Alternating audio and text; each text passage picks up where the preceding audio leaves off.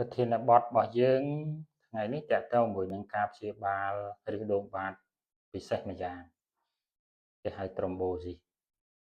ភាសាពេទ្យណាភាសាយើងគេហៅឬដងបាត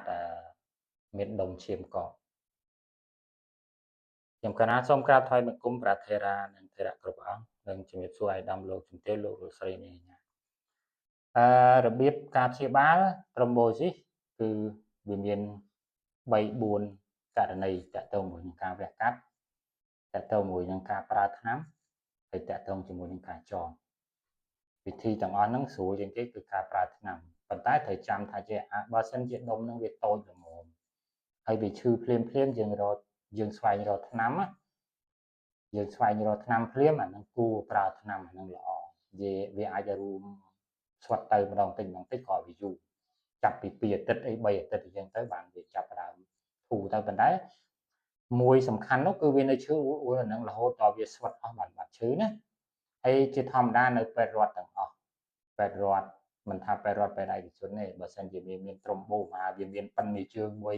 នៅគូតហ្នឹងគឺច្រើនអាហ្នឹងនៅខាងក្រៅរុនគូតទេភាគច្រើនកម្រមាននៅខាងក្នុងគឺច្រើនវានៅខាងក្រៅប៉ោងឈឺភ្លាមជួនកាលតែមួយថ្ងៃប៉ោងប៉ិនមានហើយប៉ិនមានជើងហើមឈឺភ្លាមរាល់នៃការកើតជំងឺហ្នឹងភាគច្រើនពេទ្យរដ្ឋគេវះវាចឹងទៅគេគីហេម៉ាតូមភាសាពេទ្យគេហៅហេម៉ាតូមដុំឈាមហ្នឹងគីវាអស់ទៅគេមានថ្នាំគេប៊ីកឬក៏គេអាចទុកឲ្យវាចំហចោលចឹងទៅដើម្បី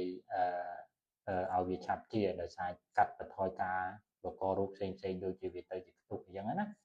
ជាធម្មតានឹងគេវះកាត់ទេប៉ុន្តែទិញនិចខាងក្រោយនេះគេអាចចងវាបានគេអាចចងយើងគេអាចខ្លាំវាមកជុំអញ្ចឹងទៅឲ្យវាងាប់ភ្លាមអញ្ចឹងទៅអាហ្នឹងបាត់ឈឺលឿនតែបើយើងលេបថ្នាំយូរវះកាត់ក៏អាចលឿនដែរមិនគាត់ឲ្យយើងចំណាយលុយវាច្រើនតិចតាក់ទងគ្រូពេទ្យក៏គេប្រើច្រើនដែរហ្នឹងហើយបើមានចម្ងល់អីតាក់ទងជាមួយតាក់ទងមួយការព្យាបាលគឺលោកខ្ញុំនិយាយអស់ដោយសារវីដេអូខ្លីៗអាចសួរខ្ញុំទៅតាម Telegram